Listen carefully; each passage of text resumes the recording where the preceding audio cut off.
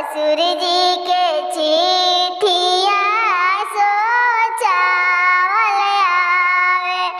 नैहर में रड़ाई गिरे।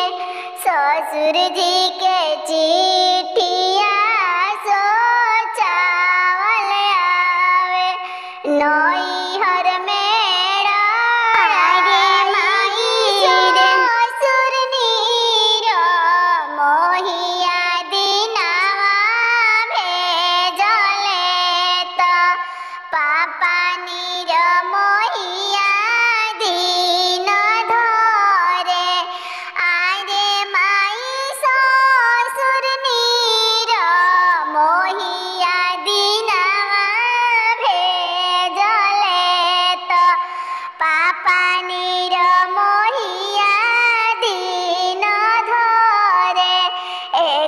बने गइल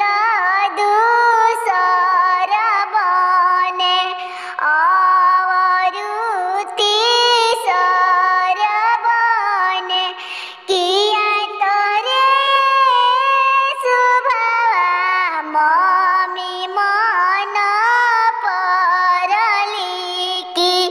किया तोरे चाची मन नाही